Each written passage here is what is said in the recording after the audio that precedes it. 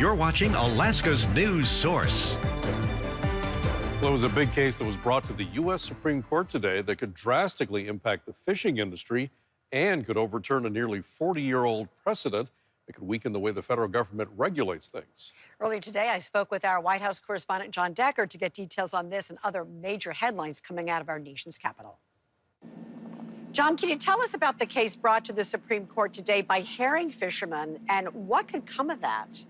Well, this is a case, without getting into the details of the case itself, let me talk about what this case is all about. It challenges this idea of deference to federal agencies as it relates to regulations that they put out. If there's any ambiguity regarding those regulations, under something known as the Chevron deference from a 1984 landmark ruling by the Supreme Court, the court gives deference to the agencies in terms of the way that they interpret those ambiguous federal regulations. And this applies to any federal agency that you can think of, including the Environmental Protection Agency. That's one of the reasons why this case is up before the Supreme Court right now. And based upon the oral arguments, 3 hours of oral arguments today, it seems as if the conservative justices on the U.S. Supreme Court are ready to overrule this precedent, overrule this landmark ruling from way back in 1984.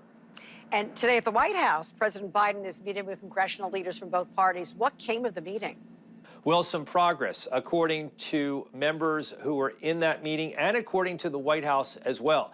These talks have been going on for a number of weeks since before Christmas. A deal is aimed at passing what's known as a supplemental bill, supplemental funding that would take care of two things in particular: additional military security assistance for Ukraine, as well as more money for border security and changes to immigration policy. We heard from leaders who attended that meeting who came out. They addressed reporters outside the West Wing after the meeting concluded. They both spoke of progress. In fact, the Senate Majority Leader, Chuck Schumer, said he sees the odds of a deal being reached, a bipartisan deal, at above 50%. He said he's never felt that way before. So progress being made. Perhaps we could see the framework for a deal being announced within the next 2 weeks. And the New Hampshire primary is just 6 days away, but Donald Trump's strong performance in Iowa, is this the last chance for his challengers, Haley and DeSantis, to stop his momentum? Well, Maria, I never say never in politics, and 6 days is an eternity in politics. But that being said, this is one of those last few opportunities for both Ron DeSantis and Nikki Haley. For Nikki Haley in particular, she finished with 19% at the Iowa caucuses the other night.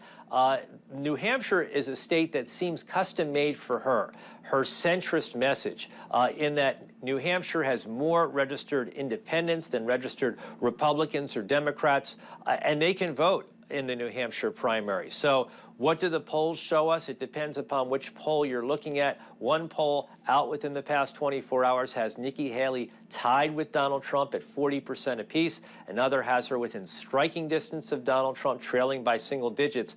And a third poll from the Boston Globe, also out today, shows Donald Trump above that 50% threshold, which of course is where he finished at the Iowa caucuses on Monday night. So 6 days to go, lots of campaigning. We'll see what happens next Tuesday night when the results come in. Thank you, John, for the update. John Decker, our White House correspondent. Thank you.